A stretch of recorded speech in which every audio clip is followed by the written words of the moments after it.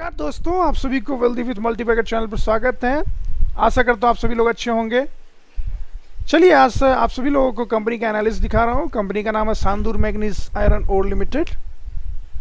देखिए कंपनी जो है ये आयरन ओर और मैग्नीज ओर में डील करती है और सारे विश्व, पूरे इंडिया में और विश्व में बहुत सारी जगह हिस्सों में सप्लाई करती है। अब जैसा कि आप चार्ट देखिए कंपनी का क्या ज़बरदस्त एक ग्रोथ दिखाया, 1600 रुपये तक की। इन्वेस्टर तो बहुत खुश हैं इस कंपनी से।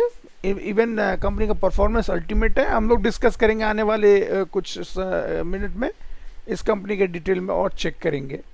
अब यहाँ देखिए कंपनी जो है माइनिंग इंडस्ट्रीज से है। मार्केट कैप 1892 करोड़ का है और जबकि इसका एंटरप्राइज वैल्यू 1461 करोड़ का है। यहाँ बुक वैल्यू देखिए 633 रुपये का बुक वैल्यू और जबकि इसका करंट जो प्राइस है वो 700 रुपये का है, जो कल करीब करीब अपने बुक वैल्यू के पास ही है। पी देखिए कितना कम पी है। अभी देखिए ये पी सबसे इंपॉर्टेंट चीज़ मैं आपको समझाना चाहता हूँ। ये जो स्टॉक मार्केट में आपको सबसे पहला चीज़ भी किसी भी कंपनी में इन्वेस्टमेंट करने से पहले देखना चाहिए वो इसका पी। और देखिए पी कितना कम है, 3.38। और पेग रेशियो क्या गजब का पेग रेशियो है, 0.24। सभी इन्वेस्टर चाहते हैं कि मुझे ऐसा कंपनी ऐसे सिचुएशन में मैं खरीदूँ कि उसका शेयर ऊपर की तरफ ही भागे। तो पेग रेशियो का 0.0 या 0.24 में होना दो बहुत ही अच्छा माना जाएगा। यहाँ पर डिविडेंड भी देखिए कितना कंसिस्टेंट और बहुत नेग्लिजिबल डिविडेंड है। इससे ये बताता है कंपनी अपने रिजर्व को भी ग्रो कर रही है, अपने बाकी सारे दूसरे बिजनेस को भी बढ़ा रही है, डिविडेंड देने के बजाय अपने दूसरे किसी इंपॉर्टेंट हिस्से पे काम कर रही है। और यहाँ सबसे इंपॉर्टेंट देखिए पिछले 10 साल में कंपनी ने 360% का रिटर्न दिया है, जबकि पिछले 5 साल में 140% का रिटर्न है। कंपनी जो है वो फ्लैगशिप कंपनी है सांदूर ग्रुप की और इसका जो स्टेट है ये कर्नाटका में, कर्नाटका बेस्ड कंपनी है। और 1954 में ये हिंदूराव ग्रुप, यशवंत राव ग्रुप की कंपनी है। आगे इसके बारे में और डिस्कस करते हैं। यहाँ देखिए डिलीवरीज की अगर बात करें तो कंपनी का जो डिलीवरीज है यहाँ मंथली 60 से 70% है। अगर इसके अपडेट्स को आप समझें तो कंपनी कंसिस्टेंट डिविडेंड पे करती है, किसी भी सिचुएशन में ये डिविडेंड जरूर देती है।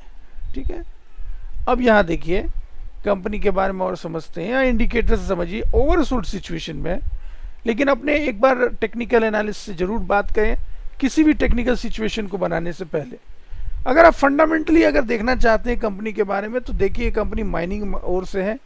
यहाँ से थोड़ा सा आप इसके वेबसाइट को भी जाकर देख सकते हैं। अपने इसके वेबसाइट में कौन से की इन्फॉर्मेशन है, जो कि बहुत इंपॉर्टेंट होता है किसी फंडामेंटल एनालिस्ट को समझने के लिए कि वेबसाइट में क्या सारे इन्फॉर्मेशन है, मैनेजमेंट का क्या लेटेस्ट अपडेट है, वो सारा इन्फॉर्मेशन आप यहाँ से देख सकते हैं। इसके बिजनेस मॉडल को भी यहाँ से समझ सकते हैं, जो कि बहुत इंपॉर्टेंट होता है किसी भी बिजनेस को समझने के लिए।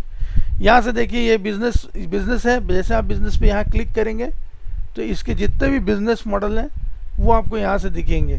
ओके, ये कौन सा बिजनेस करती है, कहाँ कहाँ किस किस एरिया में करती है काम, तो यहाँ से आप समझ सकते हैं इसके बिजनेस के बारे में। ये देखिए थोड़ा सा इसका सेटिंग में चेंज कर देता हूँ। ये देखिए यहाँ पर माइनिंग है, फेरस एलॉय है, पावर और बहुत सारे सेक्टर में है। आगे चलते हैं, थोड़ा और समझते हैं इस कंपनी के बारे में। मार्केट कैप देखिए 1892 का है, जबकि एंटरप्राइज वैल्यू 1461 है मार्च 2022 के हिसाब से। कंपनी का ईपीएस देखिए 207 रुपये का है, जबकि इसका पी देखिए 3.38 है, जो कि बहुत ही कम है।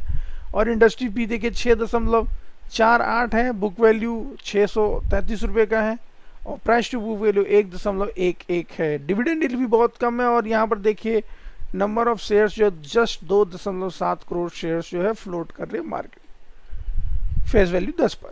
अगर इसके रिजल्ट को आप देखेंगे तो आप सरप्राइज हो जाएंगे कि कैसे इस कंपनी ने पिछले कुछ क्वार्टर में सभी को यहाँ आश्चर्य दिया है। इसने देखिए 196 करोड़ सेल से बढ़ाकर 651 कर लिया है। लेकिन एक यहाँ मैटर ऑफ कंसर्न क्या है कि कंपनी का जो ओवरऑल बीटा है वो अभी भी फ्लैट है, वो भी ज़्यादा ग्रो नहीं कर रहा है। 84 करोड़ से सिर्फ 55 करोड़ रुपये आया है।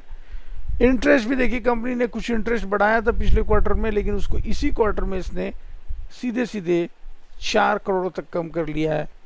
और यहाँ देखिए पैबिट वो भी इंक्रीज़ हुआ, पैड भी इंक्रीज़ हुआ, नेट प्रॉफिट भी बढ़ रहा है।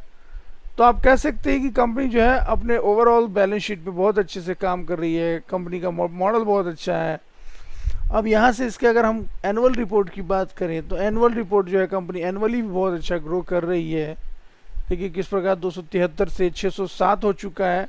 एबिटा भी ग्रो किया, इंटरेस्ट भी थोड़ा बढ़ गया है। तो कुल मिला के कंपनी के ऊपर थोड़ा सा लोड ज़्यादा है, लेकिन ये अपने सारे बिजनेस को बढ़ा रही है।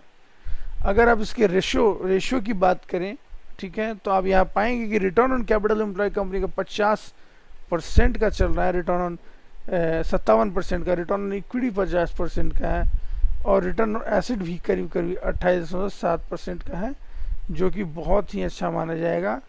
Very good. इसके बाद देखिए इस कंपनी का फाइनेंसिस को समझते हैं। इसके बैलेंस शीट में जब जाएंगे तो सबसे इंपॉर्टेंट चीज़ जो किसी इन्वेस्टर को चाहिए कि इसकी इक्विटी कैपिटल में कितने चेंजेस हुए हैं।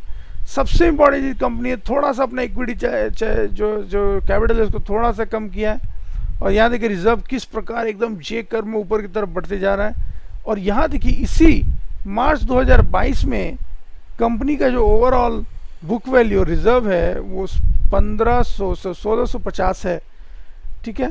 और यहाँ देखिए करंट लायबिलिटीज, करंट एसेट सबसे इंपॉर्टेंट। यहाँ देखिए शॉर्ट टर्म इन्वेस्टमेंट 375 करोड़ का केवल शॉर्ट टर्म इन्वेस्टमेंट है, जबकि इन्वेस्टमेंट जो इसका ओवरऑल जो दूसरी कंपनी इन्वेस्टमेंट है वो है 735 करोड़।